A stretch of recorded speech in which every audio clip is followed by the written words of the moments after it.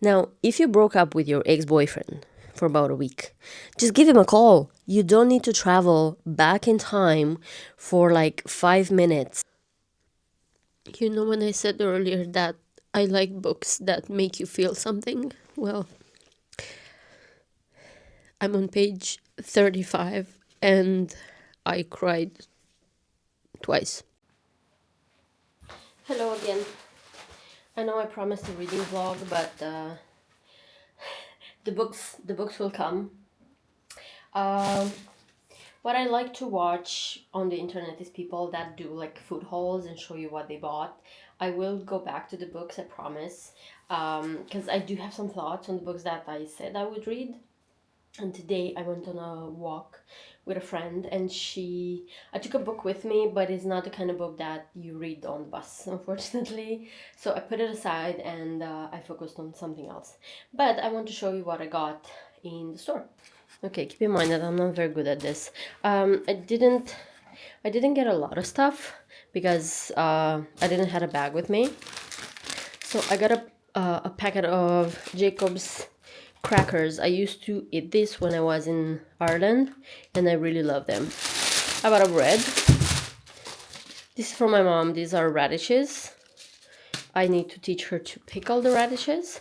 I got some of these triangle cheese stuff because they're quite okay. Like they have, how many? 11 grams of protein for 100 gram of produce so those are fine. Milk for my coffee in the morning. I got one of these, celery, because I have found a recipe online that requires celery. I got one of these. This is also really good. And I got black lentils, peas, chickpea. This is for the apio recipe. Another kind of pea, because again I have a Pinterest recipe that I want to make, and some chicken. And that is it. That is the food. I need to cook.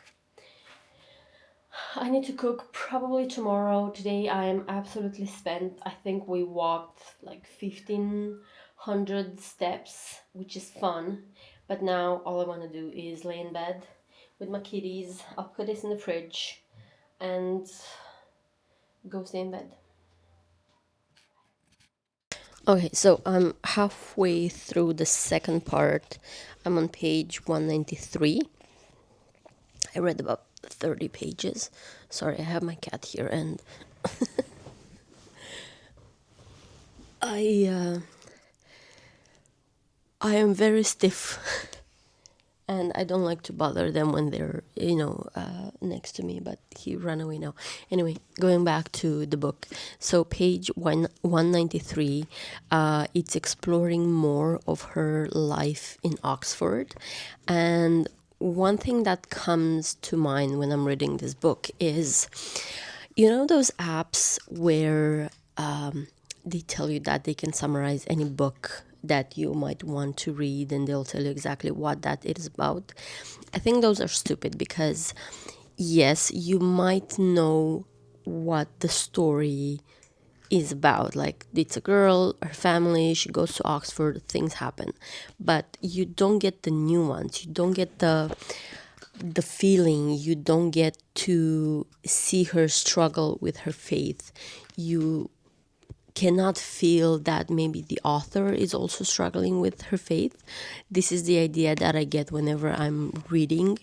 I'm thinking that every author puts something of themselves in every book. So I like this about this book. It's a challenge. I think this was in the other book as well. So it's a challenge between the believers, like the fanatics when it comes to believing in God, and the people that are not 100% sure if they do believe or if there is a God or anything like that. And I like it because I think I find myself a little bit in this situation. I grew up in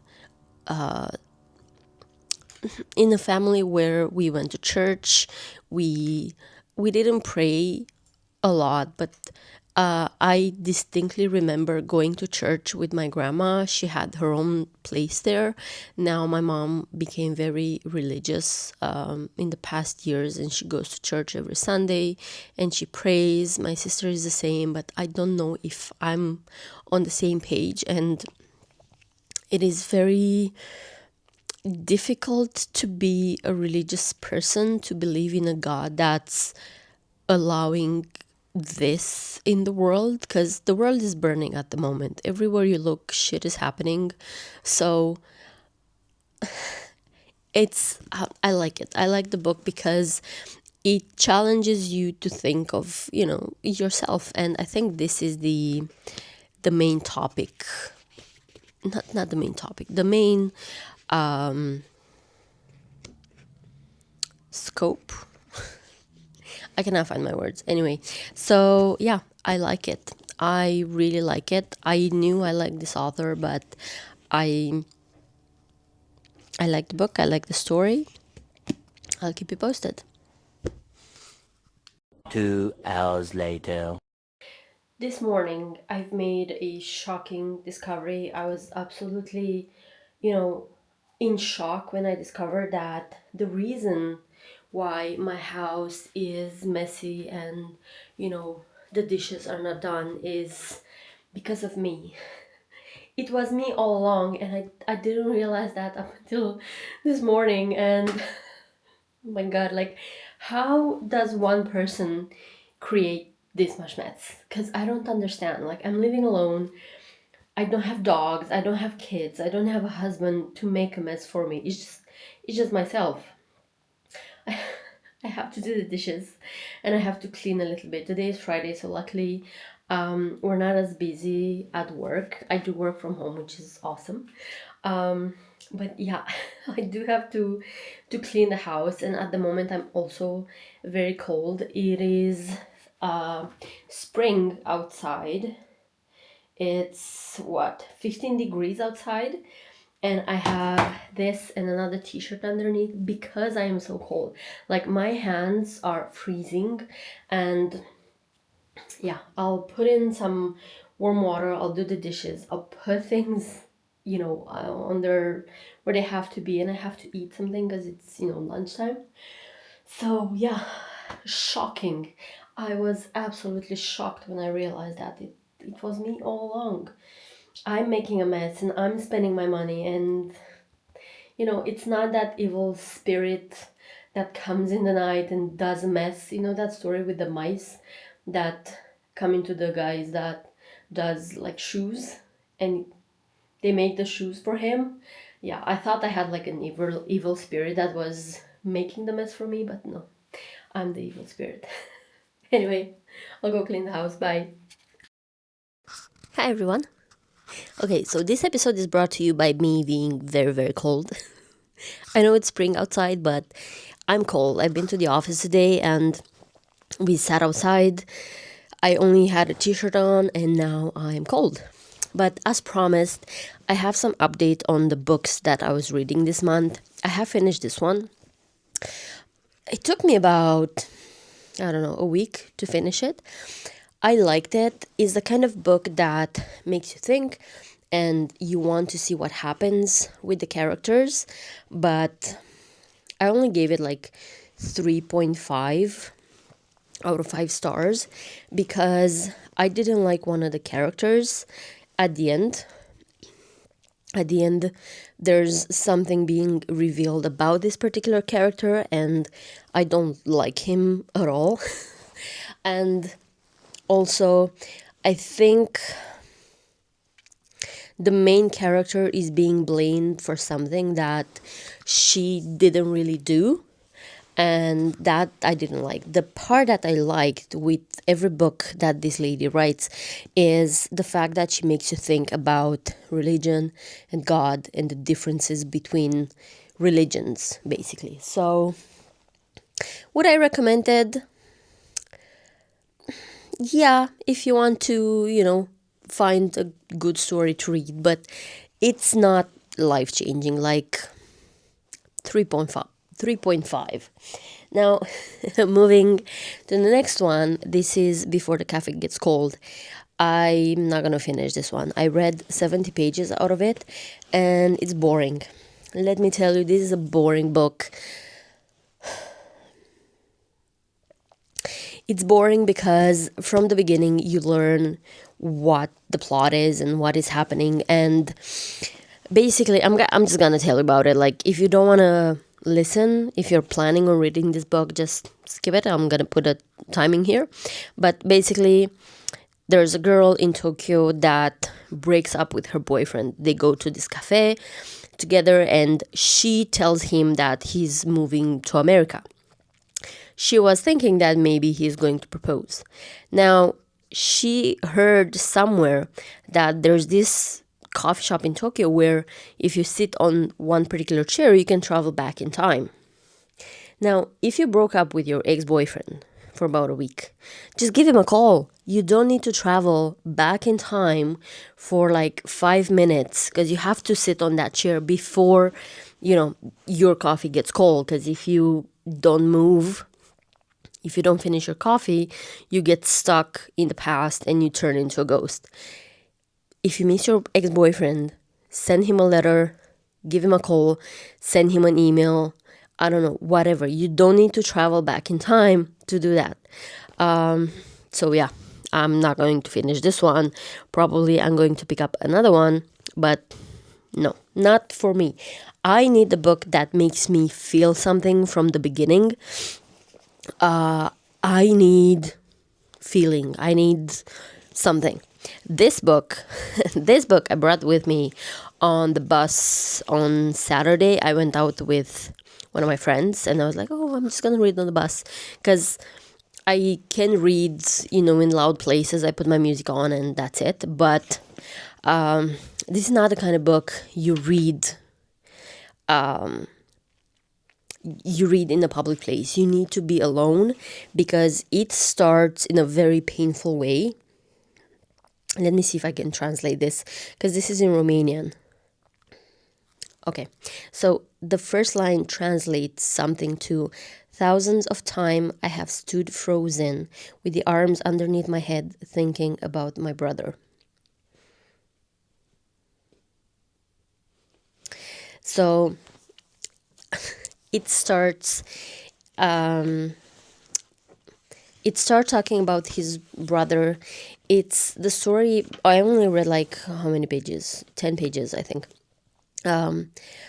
This is a story about a big family. There used to be 14 brothers and sisters, and now there are only 8 because the rest of them died. I'm sorry, the cat got on the bed. You're very precariously sat on the bed. And this is a sad story because it was a poor family.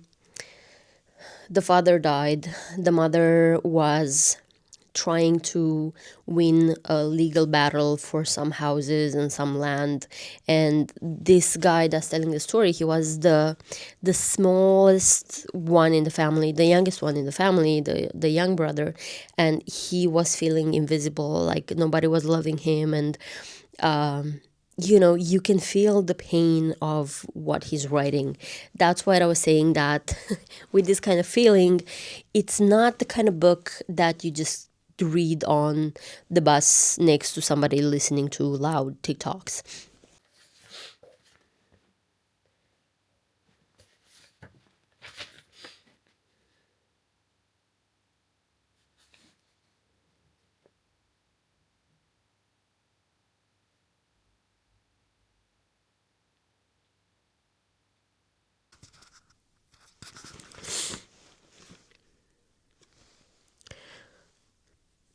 When I said earlier that I like books that make you feel something, well, I'm on page 35 and I cried twice. This is a story from the perspective of a child.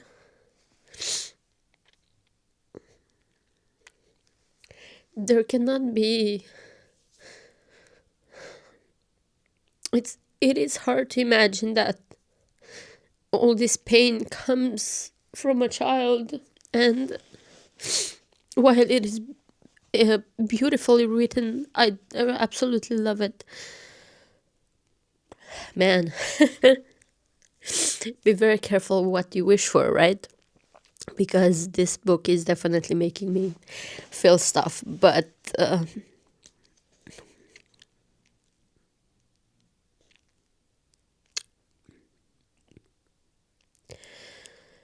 I don't know if I can translate any of this, but basically, on this page is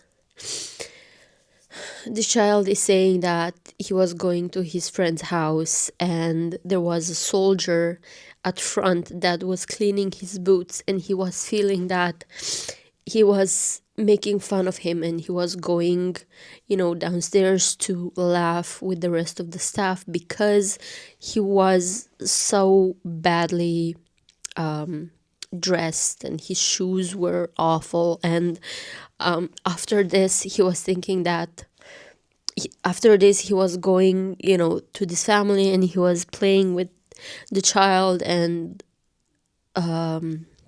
with his friend, and his mother loved him, and he was saying that even so there is a tiny voice that knocks, saying that maybe not all of the houses are cold.